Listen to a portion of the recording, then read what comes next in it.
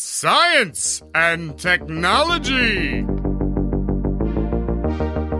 Estamos on com mais um Ciência On. Hoje vamos falar dos efeitos da Covid no cérebro com o professor Daniel Martins de Souza, da Unicamp. Eu sou Pedro Altreto, professor da UFABC, e hoje eu vou citar Feynman. Eu, universo de átomos, um átomo no universo. Eu sou o Célio Fernando, professor também aqui na UFABC, e eu tô curioso para saber o que esse Covid anda fazendo no nosso cérebro. Hoje vamos falar sobre um assunto que tem atraído a atenção do mundo, os efeitos colaterais da infecção do Covid-19 depois da vinheta.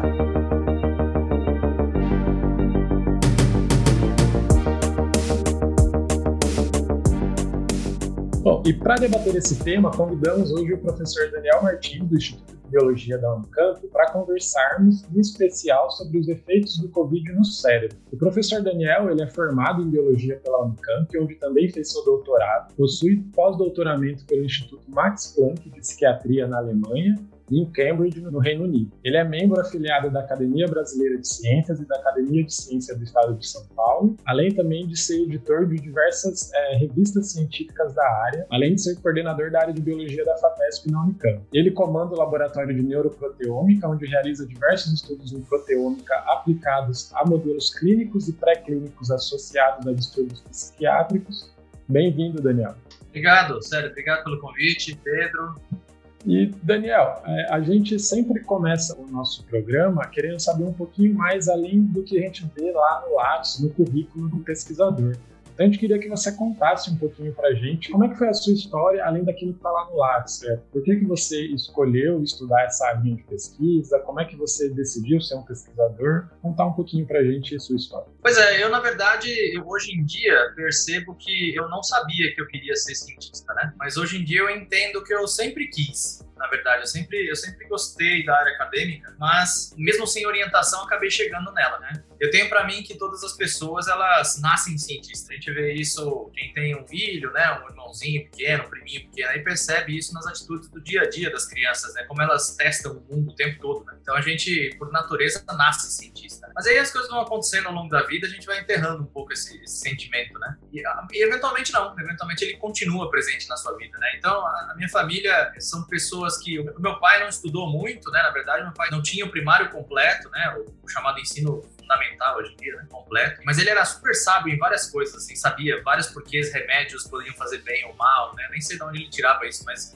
hoje eu sei que ele estava certo em várias das coisas que ele falava, né? Eu tenho meu avô, meus tios, né, por parte de mãe, eles gostam do conhecimento, de buscar conhecimento, discutir coisas, pegar referências, né? Então, minha mãe falava que meu avô, por exemplo, chegava em casa e ficava tomando, né, deles lá, quando pequenos, as capitais dos estados, sabe? Então, essa história da busca pelo conhecimento está muito presente na minha família, mesmo não tendo ninguém cientista lá. Então, acho que eu herdei isso, né? Eu venho de uma família que a primeira pessoa a se formar na faculdade foi minha mãe, já depois dos 30 anos de idade, né? E depois que eu me formei. Muito por conta da perseverança dela em falar para eu, olha, vai estudar, invista nos seus estudos e tal. Então, a minha mãe, meu tio, meu pai foram grandes incentivadores para que eu estudasse. E aí eu tava no ensino médio, né? No final do ensino médio, que na minha época era o colegial, pronto para prestar o vestibular, eu não tinha ideia do que eu queria fazer. Mas aí eu fui pensando que eu queria fazer alguma coisa que eu gostasse, né? Eu gostava na escola muito de história e biologia. E aí eram duas áreas que são basicamente acadêmicas, na verdade, levam muito para a parte acadêmica. Eu acabei fazendo biologia porque gostava das duas coisas por igual, mas achava que fazer história me faria um pouco mais infeliz, porque a gente se depara com muitas verdades do mundo, né? Então,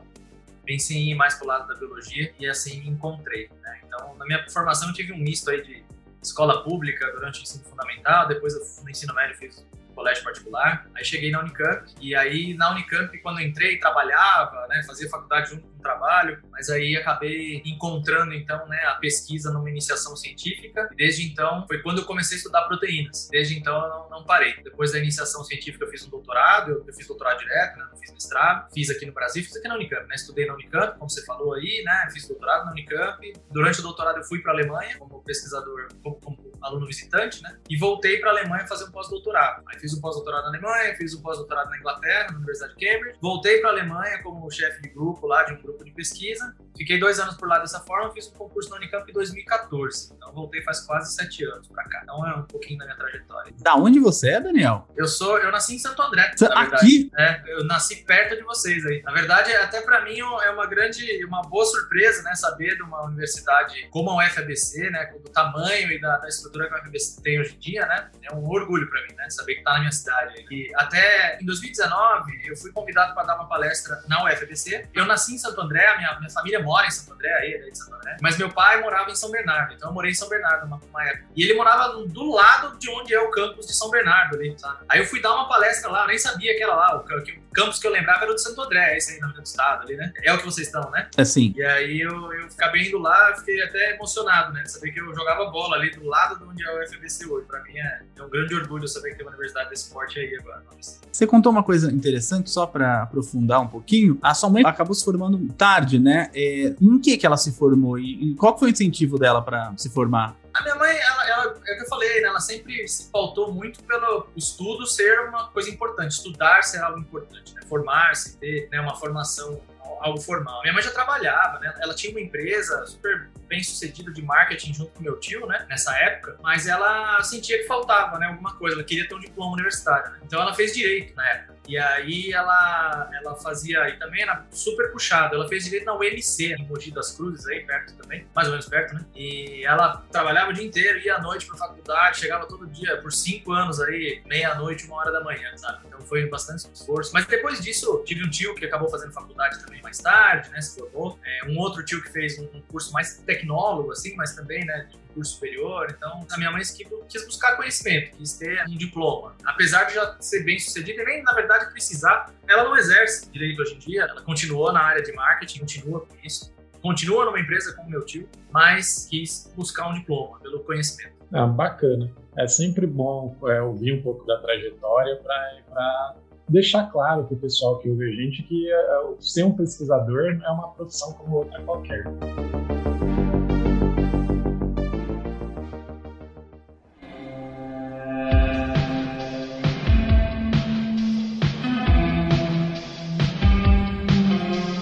A gente já vai conversar daqui a pouco sobre os efeitos colaterais da Covid, mas eu queria que você falasse um pouquinho sobre o seu grupo, né? Você lidera um laboratório de neuroproteômica, onde você investiga distúrbios psiquiátricos, né? Você poderia contar para a gente, resumidamente, o que é feito aí e o que é neuroproteômica? Então, aqui no laboratório, a gente investiga doenças psiquiátricas do ponto de vista molecular. Então, a psiquiatria é uma disciplina conhecida muito pela aplicação e pelos estudos clínicos, ou seja, as pessoas abordarem os pacientes, né, entender seus comportamentos.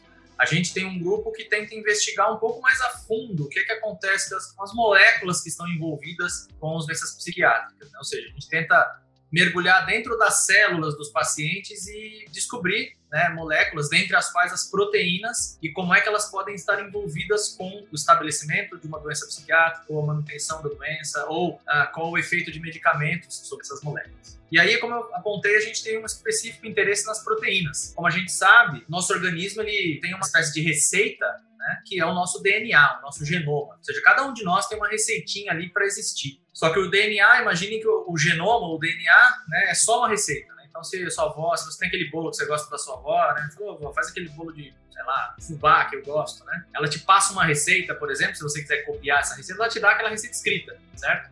Então, com a receita em mãos, você não tem o bolo, você tem a receita só, certo? Então, esse é o DNA, né? O nosso DNA é a receitinha do bolo. O bolo em si são as proteínas, né? Imaginem que para que você tenha o bolo, para que você exista, o seu DNA tem de informar e produzir alguma coisa, né? Então, esse alguma coisa é produzido através das proteínas, né? Como eu falei, a referência é o bolo seriam as proteínas do nosso organismo, né? O bolo pronto. E a gente tem interesse nelas por isso, né? Porque sem elas não tem bolo. Então, a gente quer saber quais proteínas estão em quantidades alteradas nas pessoas que têm distúrbios como esquizofrenia e depressão. Quais proteínas estão alteradas no cérebro dessas pessoas, né?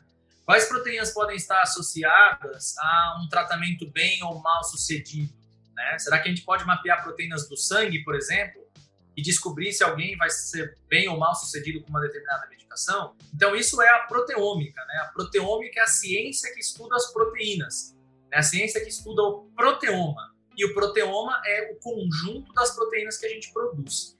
Tá? Então, aqui o laboratório de neuroproteômica é um laboratório que estuda, né, a proteômica, ou seja, o conjunto de proteínas produzidas em doenças neuropsiquiátricas. Isso, neuroproteômica. Então, aqui a gente estuda isso, a gente tenta correlacionar, né, entender melhor o que estudar essas proteínas vai nos dar, né? Se nós conseguimos mapear quais proteínas estão alteradas no cérebro das pessoas, ou até mesmo no sangue delas, né, afetadas por distúrbios psiquiátricos, a gente consegue atribuir a essas proteínas função, saber onde é que essas proteínas estão envolvidas bioquimicamente no organismo e, dessa forma, saber mais sobre a biologia da doença. Porque é compreendendo melhor a biologia da doença que medicamentos mais precisos e mais eficazes podem ser feitos. Então, a psiquiatria ainda é uma área que demanda, né, conhecimento nesse sentido, a gente tenta preencher, então, essa lacuna aí.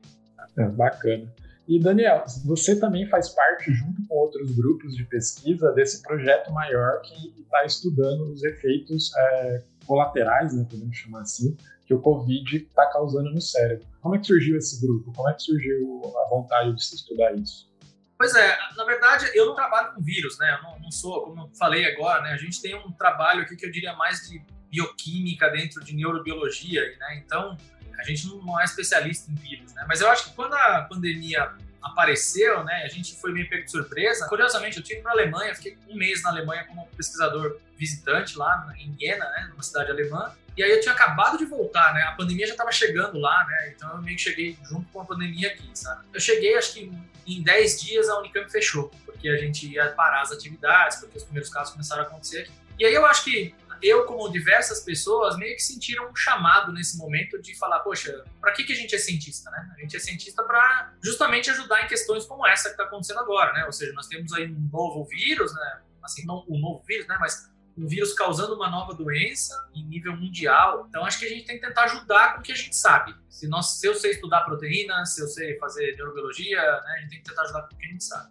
E aí foi curioso que esse sentimento eu percebi nos meus alunos também, pós-doutorandos aqui no laboratório, né? Conversando com eles lá no grupinho do WhatsApp, poxa, que coisa, né, que tá acontecendo, a gente vai ter que parar tudo e tal. E a gente começou, pô, será que a gente não consegue ajudar de alguma forma, fazer alguma coisa? E eu acho que esse sentimento aconteceu ao mesmo tempo com diversos grupos de pesquisa, diversas pessoas, né, na universidade. E aí, uma das coisas que a gente começou a discutir no grupo do meu laboratório era o fato de que um dos principais sintomas da Covid é a perda de olfato, né, a anosmia. E a perda de olfato é um mecanismo, o olfato é um mecanismo mediado pelo sistema nervoso central. Então a gente falou, poxa, será que tem alguma coisa a ver com o cérebro isso? A gente tem uma série de modelos pré-clínicos aqui no laboratório, in vitro, né, ou seja, a gente cultiva células do cérebro aqui no laboratório. Então, uma pós-doutoranda lá, a Fernanda Krumpf, falou, viu, se a gente infectar uma dessas células que a gente tem aqui, será que a gente consegue ver alguma coisa? Pois é, aí conversei com o José Luiz Modena, né? José Luiz Modena, que é um professor aqui do Instituto de Biologia da Unicamp, que é um virologista, né, que justamente trabalha com vírus. Ele coordena um laboratório que é nível 3 de segurança, né, então ele já estava começando a trabalhar com o novo coronavírus. E a gente falou para ele, ó, a gente queria ajudar aí, será que a gente pode mandar uma célula? Não, vamos fazer. E aí começou assim, nesse bate-papo. E aí, curiosamente, o chefe do meu departamento aqui, né, propôs à Unicamp que nós montássemos uma força-tarefa, né, o Marcelo Mori aqui, ele propôs, então, à reitoria da Unicamp que nós tivéssemos uma força-tarefa no combate da Covid-19, que a gente fizesse uma, né, vamos juntar pesquisadores que estão querendo ajudar. Como eu falei, foi meio que todo mundo ao mesmo tempo se mexendo, querendo contribuir. Com isso, a reitoria, né, através da Pró-Reitoria de Pesquisa, abriu um edital, né, através do FIREPEX, nós temos aqui um fundo, né, de apoio à pesquisa da Unicamp, abriu uma chamada emergencial e começou a financiar grupos de pesquisa que quisessem trabalhar com a Covid. Com isso, a força-tarefa aqui na Unicamp tomou corpo, né? Na verdade, a gente tem hoje mais de uma centena de pesquisadores trabalhando nesse sentido. Interessante dizer que não só na parte biológica, né? A gente tem trabalhado em diversas frentes, como também o pessoal da engenharia se envolveu bastante no início por conta dos respiradores, então eles continuaram trabalhando bastante no desenvolvimento de respiradores mais baratos e que pudessem ser feitos mais rápido. Muito legal foi ver o pessoal das ciências sociais também se envolveram ao abordar as diferentes regiões mais carentes aqui de Campinas, né, que acabam sofrendo demais com a pandemia, como a gente tem visto aí. Então, não foi só a parte biológica, médica que se envolveu, biomédica que se envolveu, né, mas todo mundo aí da universidade começou a se mexer para tentar ajudar como poderia nesse momento. E aí foi assim, a gente começou a fazer isso, logo em seguida a FAPESP teve um edital emergencial para financiamento, muitos de nós fomos contemplados, porque a gente já estava começando a trabalhar com isso, a gente foi contemplado com esse edital, e aqui no meu laboratório a gente fez uma reunião online assim, e falou, viu, vocês querem trabalhar aí? E assim, prontamente a maior parte dos alunos e pós-docs se prontificaram, a gente passou 2020 todo trabalhando talvez mais intensamente do que nunca, uma coisa que eu tenho muito orgulho de dizer, né, que meu time aqui, o time que eu tenho assim, o privilégio de coordenar aqui, eles se envolveram corpo e alma mesmo, até no sentido de, por conta de estarem vindo aqui durante a pandemia, como é o caso agora, é tão difícil que nós estamos passando nesse momento, deixarem de ver a família, os amigos e tudo por conta de estarem trabalhando nesse sentido. E aí, desde então, a gente está aí, estamos trabalhando 7 dias por semana, tem dias aqui que eu venho de fim de semana, na noite no laboratório, e tem gente aqui o tempo todo. Claro que a gente não está trabalhando no mesmo ritmo que a gente costuma trabalhar, né? Nós temos uma série de escalas, né? Para que não esteja muita gente aqui ao mesmo tempo. Também para que eles tenham um devido descanso aí, né? Alguns eu tenho que literalmente mandar para casa para descansar um pouco, para manter o sistema imune bem, né? Seguro para eles próprios, né? Então foi assim que a gente acabou se envolvendo. Parabéns, viu, Daniel, pelo trabalho aí, primeiramente. 2020, talvez, provavelmente 2021, será um ano também de bastante trabalho, né? A ciência, eu acho que nunca trabalhou tanto e de maneira tão urgente.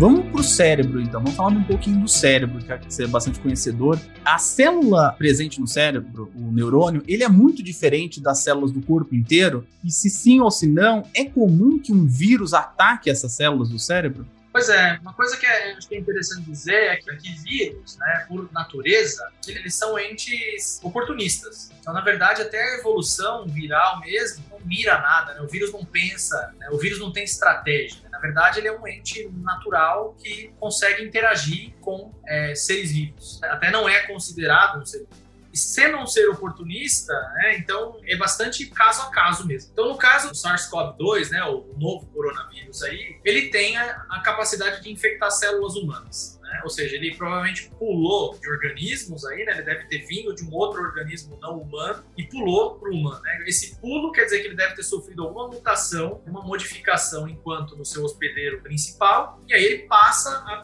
conseguir infectar células humanas. E aí, quando alguém tem contato com ele, ele passou a infectar os humanos e por aí ele se espalha. A particularidade dele, né, que a gente tem difundido bastante, a maior parte das pessoas sabem, é que ele tem uma proteína na membrana, ou seja, no envolto do vírus, ele tem uma proteína que é chamada proteína spike, que é por isso que dá essa cara de coroa, né, que ele tem uma coroa, né? Essa coroinha, ela é formada por uma proteína, que é a tal da proteína spike, que é um espinho, se assim pode dizer. E essa proteína, curiosamente, né, evolutivamente, ela foi moldando ali uma chave para entrar dentro de células, né? Ou seja, ela consegue abrir portas especificamente nas nossas células. E por nosso azar, né, na verdade, por que ela entra em tantas células diferentes? Por que ela pode chegar no pulmão, no cérebro, no estômago, no intestino, em todos esses lugares? Porque as nossas células acontecem de ter uma porta que ele consegue abrir, que é a tal daquela proteína chamada ECA2, ou ACE2, nome completo, então, a enzima conversora da angiotensina 2, que é uma enzima que tem um papel hormonal, aí,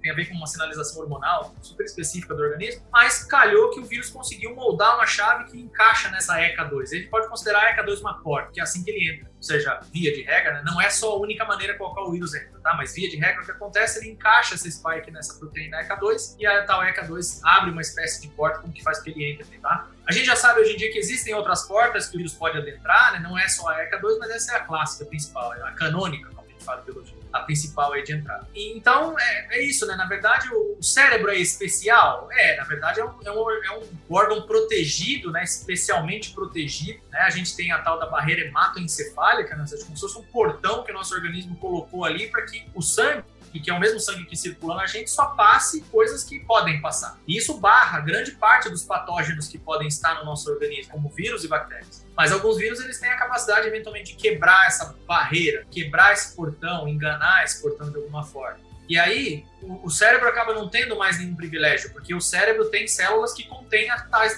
das portas onde o vírus consegue abrir. Então, se ele chegar lá, ele consegue abrir. Então, uma maneira que ele pode chegar lá, e isso não é ainda comprovado, tá? É uma coisa que ainda não se comprovou cientificamente, mas seria através da clássica quebra da barreira hematoencefálica. Mas tem uma outra coisa que já se comprovou que poderia ser um caminho que o vírus usa para chegar no cérebro, que é através do nervo olfatório. Ou seja, como a gente tem provavelmente contato com o vírus pelo sistema respiratório, a gente respira esse vírus, ele tem contato com os neurônios, né, os receptores olfatórios ali do nariz, e pode ser que através dali ele infecte esse nervo e pule para dentro do cérebro. Ao fazer isso, ele quebra, e na verdade ele pula a tal da barreira hematoencefálica, porque ele vai direto pelo nervo. E isso já tem um trabalho científico bastante recente, aí de fevereiro do mês passado, né, de fevereiro de 2021, mostrando que isso é passível de acontecer. E aí, né, voltando à sua pergunta, Pedro, é isso, né, se o vírus chegar lá, ele vai entrar em qualquer célula que tiver a porta para ele abrir. E acontece que a maior parte das nossas células tem a tal da porta, entendeu? Então, se ele chegar no cérebro, ele entra.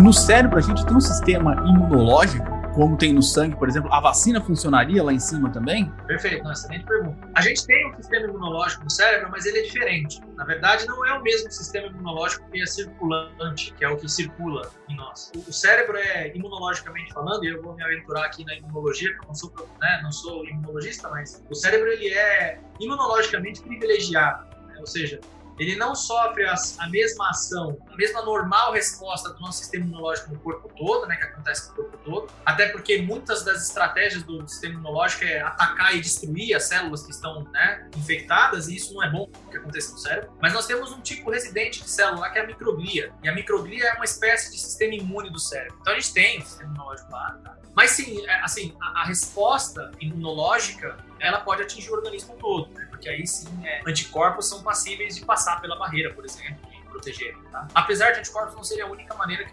protegem de patógenos, mas o cérebro se beneficiaria também disso, da resposta imunológica. Nossa, bem interessante isso. E, Daniel, esse projeto de vocês, ele tem diversas abordagens que vocês estão tendo dos efeitos do Covid no cérebro. Antes de entrar um pouco na sua, que envolve metabolismo energético das células ali do cérebro, você poderia falar para a gente mais ou menos quais são essas abordagens que vocês estão enfrentando e o que vocês já conseguiram de resultado? Então, acho que uma coisa que é legal de começar dizendo é que é isso, né? Assim, a gente fez um trabalho que tem hoje 80 autores. Esse trabalho está sendo considerado uma revista científica agora. Ele já está disponível online numa plataforma pré-print aí, né? Ou seja, muito resumidamente falando, especialmente durante... Essas plataformas já existiam antes da pandemia, mas durante a pandemia, as revistas científicas têm aconselhado que os pesquisadores depositem os trabalhos científicos nessas plataformas de acesso aberto, de forma que enquanto o artigo científico está sendo considerado com todo o rigor científico, ele já possa ser acessado por outros cientistas. Porque toda essa análise, até, né, uma avaliação e um aceite do trabalho, isso leva meses, eventualmente leva anos. Né? Mas a gente não tem tempo para perder. Então, na verdade, o que a gente tem feito é, uma vez que nós temos os dados, né, claro que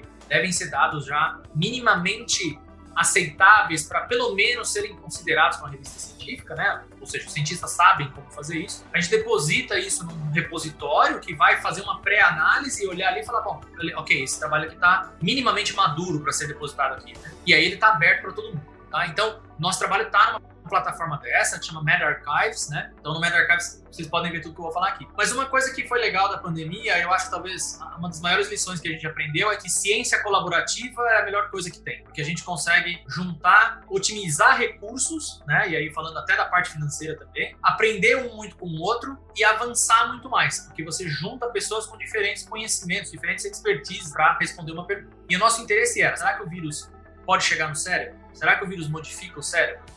O que ele faz se ele estiver lá no cérebro? Essas foram 3 perguntas principais que a gente juntou um time de 80 pessoas para responder. E 80 pessoas com diferentes conhecimentos, tá? Então, por isso, esse trabalho que a gente fez tem basicamente 3 braços. Um braço no qual a gente estudou pessoas, pacientes ainda vivos, né? Que agora já até se curaram da Covid, a princípio, e tiveram seus cérebros escaneados, né? Nós fizemos ressonância magnética no cérebro dessas pessoas. Tivemos um segundo pedaço do trabalho, que nós avaliamos tecido cerebral de pacientes que morreram devido à Covid-19, infelizmente. Então, pessoas falecidas da doença tiveram seus cérebros coletados, a gente fez uma análise deles. E a gente teve uma terceira e última parte, que nós olhamos para, então, modelos celulares, ou seja, nós cultivamos no laboratório células do cérebro, infectamos com o vírus, para tentar compreender tudo que a gente viu, né, na parte com os pacientes e na parte com os tecidos cerebrais coletados de pessoas que morreram devido à Covid. Então, o primeiro braço da pesquisa, ele foi liderado aí pela Clarice Yasuda, ela é neurologista aqui, né, na Unicamp, professora de neurologia aqui na Unicamp, né, no Hospital das Clínicas. Então, lá,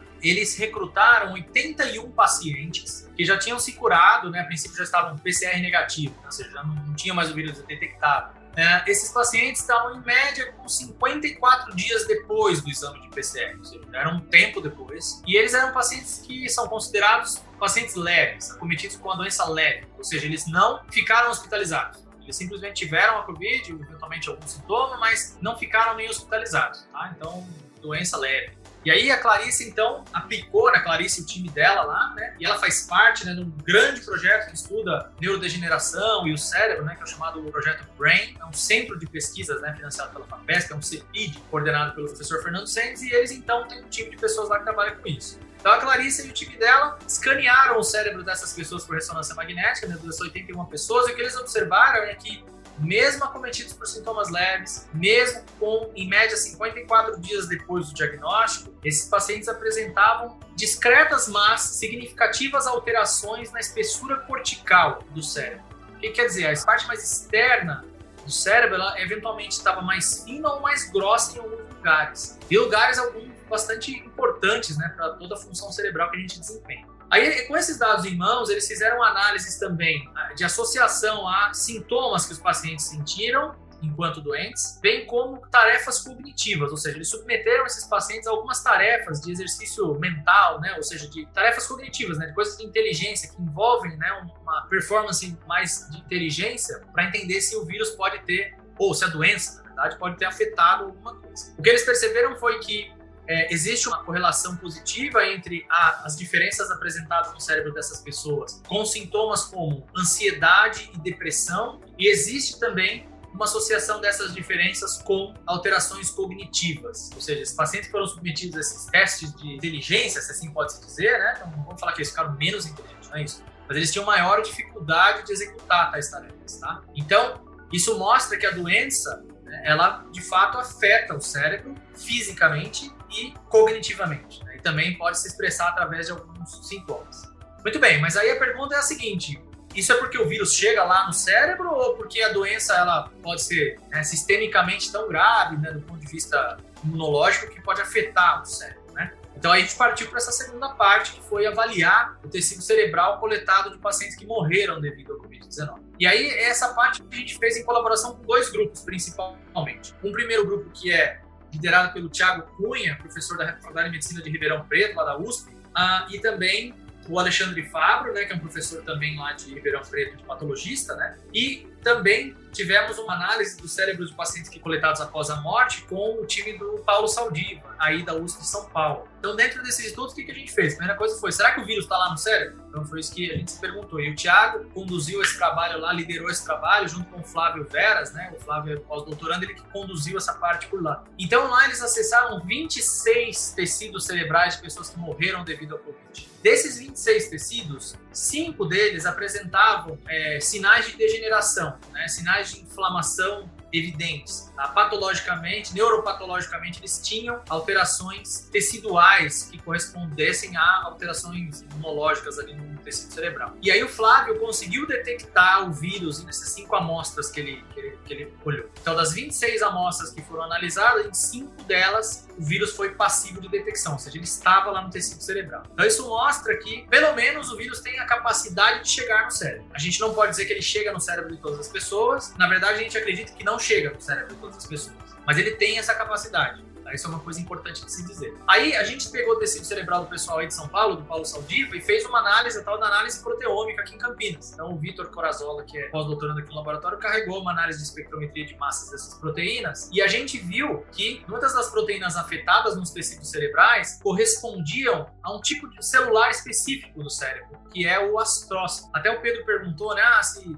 o vírus afeta os neurônios, né? Aparentemente ele até afeta, mas ele parece que tem uma certa preferência por essas células chamadas astrócitos. E aí o Vitor viu isso, né, em termos de proteoma, ou seja, de alterações de proteínas específicas dessa célula, e o Flávio lá em Ribeirão Preto, né, com outro set de amostras, conseguiu ver que o vírus está no cérebro justamente dentro dos tais astrócitos, né? Eles preferem estar dentro dos astrócitos, né, em relação às outras coisas. O Vitor viu ainda, né, que alterações nas proteínas associadas ao metabolismo de energia estavam muito alteradas nesses tecidos cerebrais. E aí foi aí que a gente passou para a terceira parte, que foi, vamos cultivar então astrócitos em laboratório, certo? Para infectá-los com o coronavírus in vitro e ver o que vai causar ali. Será que é a mesma coisa que a gente vai ver no que o Vitor observou, né, nos tecidos cerebrais? E por que dessa preocupação? Porque os astrócitos são células muitíssimo importantes justamente na manutenção do estado de energia do cérebro. Os neurônios, na verdade, uma coisa curiosa é que nós temos mais astrócitos no cérebro do que neurônio. A gente sempre associa, né, o cérebro aos neurônios, né, a função neuronal. E, de fato, ele é uma célula muito importante porque ele medeia tudo que a gente pensa sobre o cérebro, né? Memória,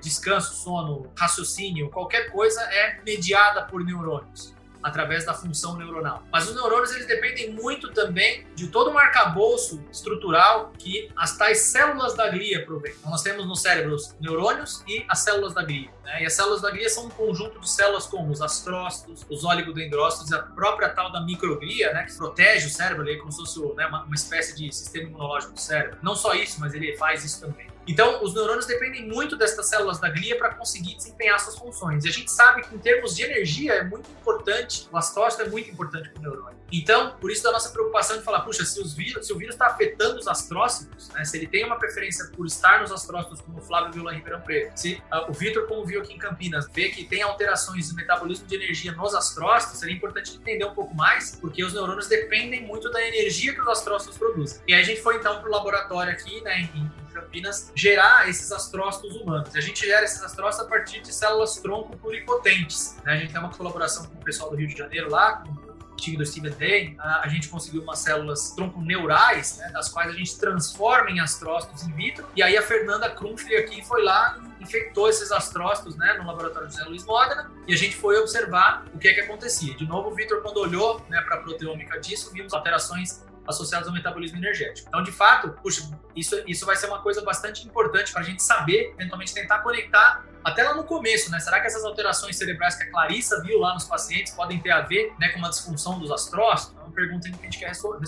Mas uma coisa legal que a Fernanda fez, só para finalizar, foi que ela cultivou os astrócitos no meio de cultura, certo? E infectou esses astrócitos. Aí ela pegou esse meio de cultura onde os astrócitos infectados estavam e cresceu neurônios, certo?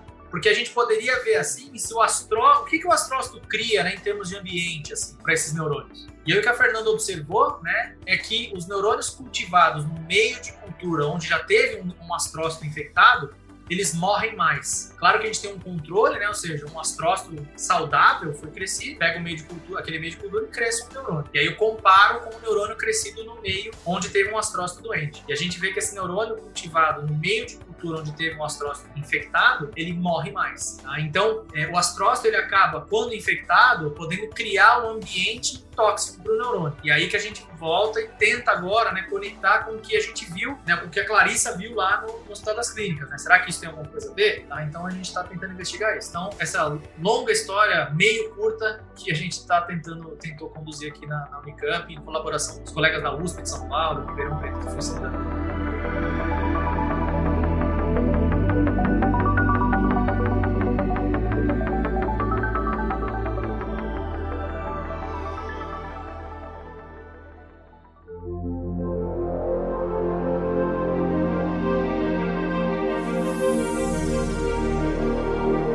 Toda vez que a gente fala do cérebro, né, todo mundo fica preocupado quando tem ouvido falar sobre Covid e a relação com o cérebro. E uma pergunta que aparece, que eu faço de novo, as pessoas têm medo de terem pego Covid, por exemplo, e o do vírus está fazendo alguma coisa no cérebro delas enquanto elas acham que estão curadas. Há alguma evidência de que o sistema imunológico do cérebro consegue, do mesmo jeito que no resto do corpo, pelo menos combater um pouco esse vírus, cessar essa infecção no cérebro? Eu não tenho uma resposta para a sua pergunta. Não sei responder e não acho que a gente ainda saiba, a gente colocando comunidade científica, tá? Te dar uma resposta quanto a isso. Agora, tem uma coisa que acho que é bem clara, né? Então vamos lá. Uma coisa que eu acho que eu não mencionei, o nosso motivo aqui por começar a estudar Covid foi perda de olfato, né? O sistema nervoso está envolvido com isso de alguma forma, mas à medida que a gente começou a conversar sobre isso, relatos da clínica passaram, né, a documentar de maneira bastante homogênea que, em média, 30% dos pacientes acometidos pela Covid se queixam de sintomas neurológicos, dentre os quais confusão mental, dor de cabeça, coisas mais simples, que são dor de cabeça, aí evoluindo para algo mais complicado,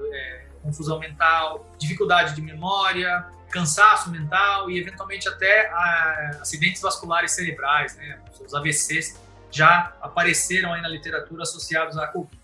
Isso pode ter a ver também com uma parte que a doença pode ser hematológica, né? Ela pode afetar também, né? Causar trombos no sangue, enfim, mas isso tudo afeta o cérebro de alguma forma. Mas é importante dizer isso pelo seguinte, quando a gente fala, sempre que a gente fala disso, como eu tentei frisar e friso de novo, se eu tô com Covid, o vírus chega no meu cérebro? Não necessariamente. Aliás, como o nosso estudo mostrou, em só aproximadamente 20% dos tecidos cerebrais coletados, dos pacientes que morreram, a gente detectou o vírus. Muito provavelmente ele não chega no cérebro de todo mundo. E também, o fato de você ter um sintoma neurológico não quer dizer que é porque o vírus está no seu cérebro. Porque esses sintomas, eles podem ser derivados de uma doença sistêmica, né? Ou seja, quando você tem você está com dor de estômago, eventualmente você tem uma dor de estômago ruim, você tem dor de cabeça.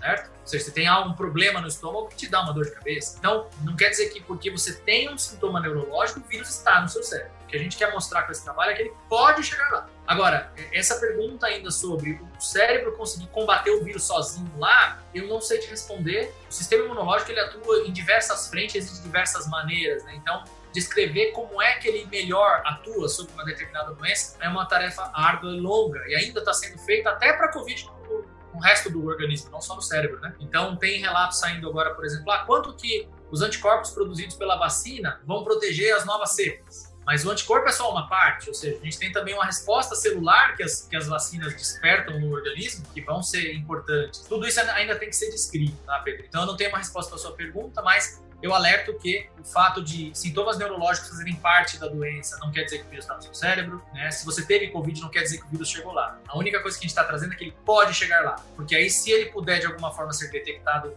né, lá, ou se os sintomas neurológicos foram muito presentes, né, coisa assim, a medicina começa a ter pistas agora de como agir para tratar esses pacientes, tá? Essa sua resposta só mostra como é importante investir em ciência, investir em grupos multi-interdisciplinares para estudar alguns aspectos da doença, né? Não é porque a doença acaba que você tem que parar de estudar a doença, né? Não é porque a epidemia vai acabar que as pessoas têm que parar de estudar esse vírus. Só uma última pergunta, que no Brasil a gente tem um trauma muito grande com o Zika vírus, né? E o problema da microcefalia. Existe alguma evidência de que a gente possa ter crianças com problemas neurológicos advindos de grávidas que adquiriram a Covid? Poxa, ainda bem que eu li um artigo sobre isso ontem. Olha que beleza, ainda bem que você está me perguntando agora, eu acabei de ler o paper e consigo te responder.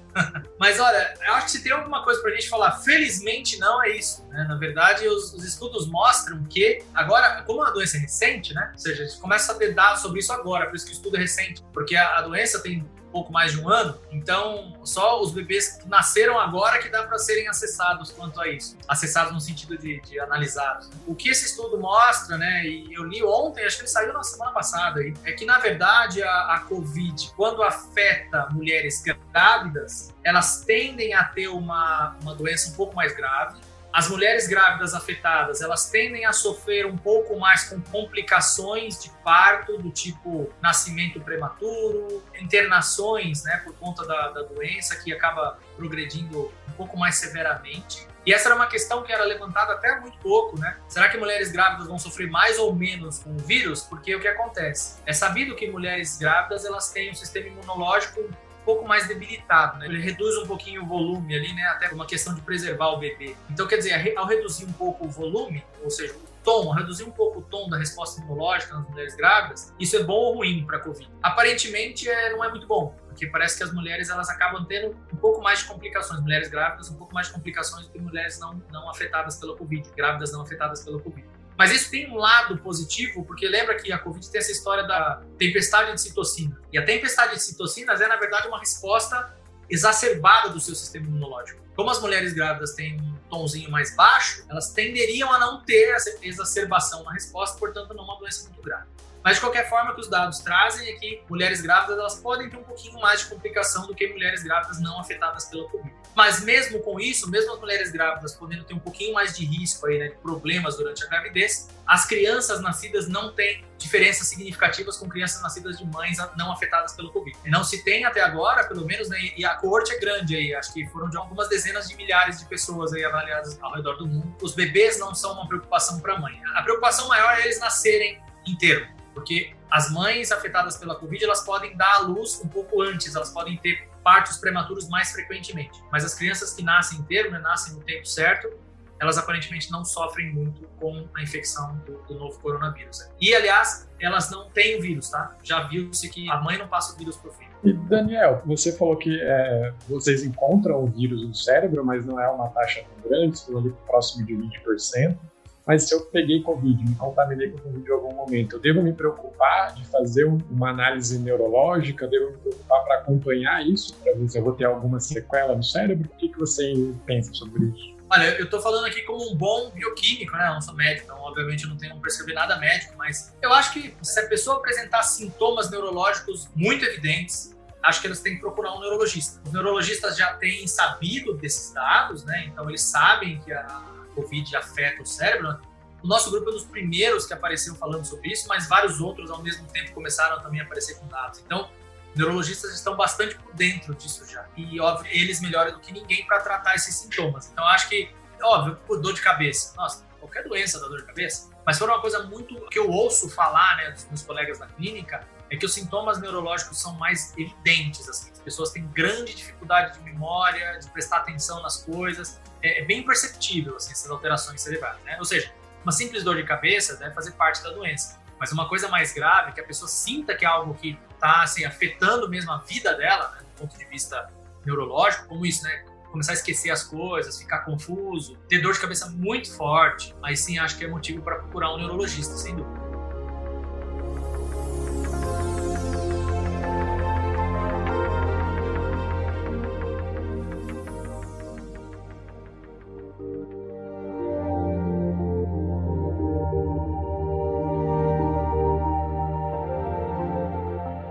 Legal, a gente está chegando agora no fim do nosso programa. Como sempre, é um prazer ter recebido você aqui. Adoro ouvir da sua pesquisa, conversar contigo. Como eu já te falei outras vezes, sou seu fã. E, enfim, foi um prazer. E como a gente, de costume, no final do nosso programa, a gente deixa aberto e passa a palavra para o nosso convidado para ele dar uma mensagem, enfim, para esse pessoal que sonha em um dia seguir uma carreira científica, que se interessou pela essa área de pesquisa da neuroproteômica ou da biologia. A palavra é sua. Obrigado, Célio. Eu aproveito também para agradecer mais uma vez a você e ao Pedro aí o convite. Muito gentil suas palavras. Fico bastante contente com elas. É bastante generoso. Mas olha, eu acho que a gente está numa situação hoje, né, que por mais que a gente esteja falando muito vividamente de ciência, né, aqui, a gente fala até de maneira apaixonada por sermos cientistas, né, a gente está vendo uma situação meio sem precedentes em relação à ciência, que é uma super dualidade, né? A gente vê o tempo todo na televisão e as pessoas discutem a importância da ciência. Eu acho que no Brasil, talvez as pessoas nunca estiveram tão por dentro da ciência como estão agora. Mas, ao mesmo tempo, eu acho que no Brasil a gente nunca teve tanta gente negando a ciência ao mesmo tempo. Eu acho que talvez seja parte do século XXI aí, né? Inaugurado nesse... Né? Outro dia eu estava ouvindo a Lilian Schwartz, não sei se vocês conhecem ela, Lilia Schwartz, né? Ela é uma professora, acho que de história da USP, né? Mas filósofa, e ela falou que, na verdade, ela entende que, historicamente falando, o século XXI começou agora, pós-pandemia. Começou agora em 2020, né? Então, que a gente, por mais que a gente diga que o século XXI começou lá no ano 2000, né? Eu acho que, historicamente, mais pra frente, a gente vai perceber que o século começou agora, com a pandemia. É um divisor de águas. E eu acho que uma marca muito profunda disso é essa polarização nas discussões, né? As pessoas terem que ter opiniões muito assertivas sobre tudo e defendê-las até o fim, né? Então, como eu falei, é curioso ver como ao passo que a ciência está tão presente no nosso dia a dia e está tão valorizada e as pessoas querem saber cientificamente o que acontece, entender o que acontece, tem uma outra ponta que nega isso tudo e acha que é mentira. É curioso, às vezes, essas reportagens que saem, você lê os comentários, as pessoas falarem que isso tudo é uma farsa, né, que a pandemia não existe. É difícil, né? Mas eu me sinto muito contente de saber que a ciência está chegando no dia a dia de mais gente, né, de mais pessoas em nível populacional agora, né? Ou seja, nós como cientistas estamos conseguindo quebrar um pouco a barreira, né, dessa diferença que o conhecimento traz, né? Infelizmente, o conhecimento traz também uma grande diferença social, né? Ou seja, a gente às vezes se afasta um pouco da sociedade por saber demais. Não sei se vocês já pensaram nisso, mas ao passo que a gente tem, sei lá, a gente tem agora uma sonda lá em Marte, tirando fotos de Marte, que é uma coisa fantástica do ponto de vista científico, né? Eu citei outro dia que tem na minha rua uma moça que não tem casa e ela se veste com um saco de arroz e carrega as coisas na cabeça, todas as coisas que ela tem na vida em cima da cabeça dela, sabe? Então eu acho que isso mostra o quanto o nosso conhecimento que o ser humano produz fica distante das pessoas. E eu acho que momentos como esse estão conseguindo aproximar mais o que se faz na academia do povo, das pessoas entenderem o poder da ciência, né? E não ter lado, né? Entender que aquilo é em benefício da população, né? Ou seja, saber, entender é em benefício da população. E esse moto, na verdade, é o que me move a ser cientista. Pô, eu quero aprender mais para tentar ensinar as pessoas. Desde sempre gosto de ensinar as coisas para os outros. Sabe? Tipo o chato da minha casa lá, o chato da minha família que fica explicando tudo, sabe? Porque a gente gosta de ensinar, né? E é bacana isso. E acho que para quem está entrando na universidade, isso é legal, né? É um moto bacana. Mas também devo dizer que esse negacionismo que está na nossa sociedade, ele interfere bastante sobre, a gente tem visto, financiamento à ciência, sobre a valorização do cientista.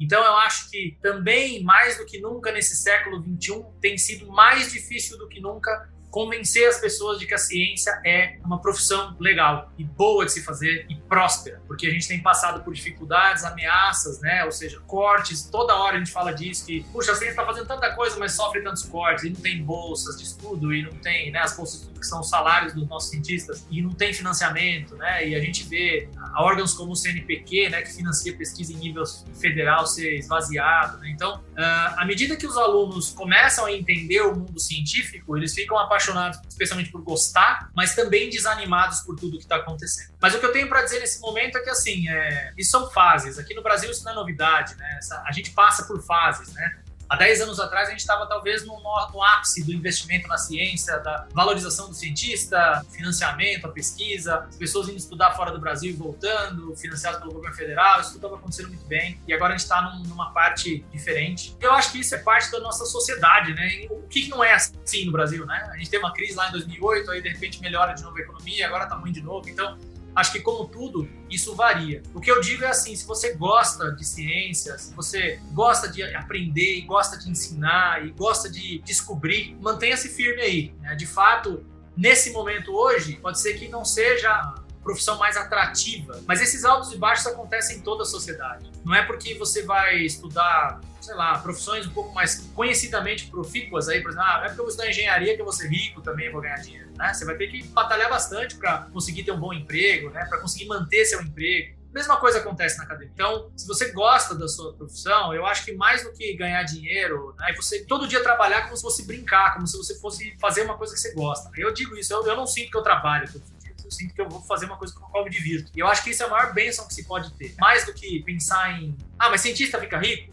Não vou mentir pra você, a maior parte não fica, não. Tem cientista que fica rico. Tem aqueles que fazem por onde, merecem e ficam, ganham dinheiro. Mas eu acho que não há nada que dê maior satisfação a um cientista do que descobrir alguma coisa. Eu acho que você, quando tem o seu projeto ali de... Putz, eu lembro que eu tinha um projetinho de iniciação científica e eu lembro da primeira sensação de descobrir alguma coisa por mim. E era um negócio pequeno, assim, sei lá, coisa que era uma descoberta dentro da minha área, ninguém nunca tinha descoberto, mas era uma questão pequeníssima dentro da minha área. Mas eu nunca esqueci aquela sensação, sabe, de falar, poxa, quando você descobre alguma coisa, que você consegue até eventualmente publicar um artigo, colocar aí para fora, né? O cientista tem essa oportunidade, né, de descobrir um evento da natureza, por menor que ele seja, né? Você descobriu aquilo pela primeira vez. E quando você transforma aquilo num artigo científico, para mim parece que a nossa vida tem sentido, sabe? Você fala, poxa, eu passei aqui, eu posso ter vindo de passagem, mas não vim a passeio. Eu passei aqui e vou deixar alguma coisa. Então, eu acho que os cientistas têm essa bênção, sabe? De você poder deixar alguma coisa de bom pro mundo. Seja ela pequena, grande, né? Seja ela na influência da vida dos seus alunos, sabe? Eu gosto de sentir que às vezes eu fiz a diferença na vida dos meus alunos, entendeu? Como poder ser lembrado, né? Exatamente, eu acho que é uma maneira de ser lembrado. Enfim, eu acho que poucas profissões dão essa oportunidade. Então, se você gosta disso, mantenha-se firme aí, mesmo que as chances pareçam não muito boas agora, mas eu acho que sempre que você faz alguma coisa com afinco e com amor, você nunca vai fracassar. Tem espaço para todo mundo. Muito bacana, Daniel. A gente agradece. Você que me deu a ideia de uma pauta, viu? Negacionismo é um problema psiquiátrico? Tem marcadores proteicos no cérebro dessas pessoas? Será? Será que elas deixam a gente estudar o cérebro delas? Acho que vale a pena investigar. Olha, eu devo dizer, né, defendendo algumas delas, às vezes é falta de conhecimento mesmo, né? E essa é uma das coisas que eu batido um tanto na tecla, né, sabe? Porque, assim, às vezes a gente reclama e fala, poxa, mas se fala tanto para as pessoas usarem máscara e ela não usa. Mas eu parei para pensar já que eu acho que às vezes a questão aí é realmente conhecimento, entendeu? Porque assim, quando falam pra mim, use máscara, eu tenho um arcabouço de conhecimento que me diz, que torna pra mim usar máscara algo concreto, certo? O meu conhecimento torna o ato de usar máscara algo concreto. As pessoas, eventualmente, não têm conhecimento por conta de uma educação deficitária que se tem nesse país, a gente sabe que tem, que fazem com que o ato de usar máscara seja algo abstrato. Porque as pessoas, de fato, não entendem o porquê precisam usar máscara, entendeu? Então não adianta ficar bravo com ela, falar, poxa, vai lá e usa máscara, e gritar com o cara na rua. Não adianta, porque o que a gente precisa pensar é que isso nos mostra o quão profundo é o buraco da falta de educação formal das pessoas, entendeu? O quanto a gente precisa investir em educar as pessoas. E nós aqui na universidade também temos que investir em quebrar os muros da universidade, sair um pouco mais para fora e ajudar a fazer isso. Tá? Então, eu acho que o negacionismo tem sim uma raiz assim, que é existência, eventualmente é um posicionamento político, mas eu acho que em grande parte é falta de conhecimento mesmo, sabe? E aí é uma coisa que a gente tem que pensar em nível de política federal, assim, sabe? Precisamos educar as pessoas. Aí a gente sabe que tem toda uma implicação política e tal, e aí tem outra pauta para você fazer. E você também tem que acreditar um pouco na ciência, no seu médico, né? Eu não vou saber tudo de psiquiatria, nem vou... Se o Daniel me falar que, ó, eu vi aqui no laboratório que acontece essa infecção, eu vou acreditar no Daniel, não vou ter que ir lá ver por meus próprios olhos, né? A pessoa tem que entender que existem regras, e a gente não vai entender todas as regras. Se você tiver que entender todas as regras de um laboratório, por exemplo, você vai passar um ano e depois você entra no laboratório, né? Por que você tem que pegar isso primeiro do que daquilo? Daí a pessoa vai te explicar tudo, né? E tem que confiar um pouco, né? Mas muito obrigado, Daniel. Você falou uma frase que eu achei muito interessante. Você falou assim que a gente gosta, o cientista gosta de explicar, né, de contar para as pessoas. E alguns de nós, contando entre nós aqui, faria isso de graça. Talvez isso as pessoas se abusem da gente, porque a gente sabe que se fechar a universidade, a gente vai pro corredor e vai explicar as coisas para as pessoas, né? A gente faz isso de graça. Eu tô fazendo isso de graça aqui, por exemplo. Estamos aqui conversando, não vou ganhar nada para isso. Ó, pode ganhar uma cerveja aí do Stélio Angolini que é pagar para ti. Não, mas tô brincando. Não, eu encaro essa nossa conversa aqui como parte do nosso papel. Eu acho que todo mundo entende isso. Foi uma brincadeira, mas eu digo isso até porque às vezes eu tenho um tio que fala pra mim assim, né? Ah, eu vou dar uma palestra num congresso lá na Alemanha. Puta, que legal. Você vai ganhar quanto? Não, ganhar nada. Né? Quando muito, eles vão me pagar pra ir, né? Se eles me pagarem pra ir, eu tô comemorando já, né? E como que você faz isso? Pô, você tem doutorado, tem isso, tem aquilo, um monte de coisa. Um cara em outra área ele ia, né, ganhar um monte de dinheiro. Mas a gente, como você falou, né, Pedro? A gente é apaixonado, a gente gosta de falar o que a gente aprende e faz isso de graça. Mas muito obrigado, Daniel. Uma coisa que me marcou muito da sua fala é, primeiro, que você tem uma excelente memória para nomes.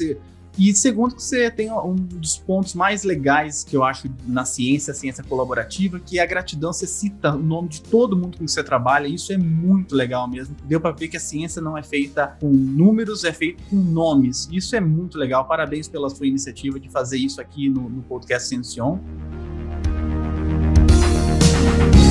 A gente agradece muito a você que está ouvindo o nosso podcast. Não esquece de nos seguir lá nas redes sociais, no Twitter, no Facebook, no Instagram. Por que você não vai lá dar um like pra gente no YouTube? Tá esperando o quê? A gente tem vídeos e algumas outras coisitas mais lá. Qualquer coisa a gente volta a qualquer momento. Até mais. Tchau!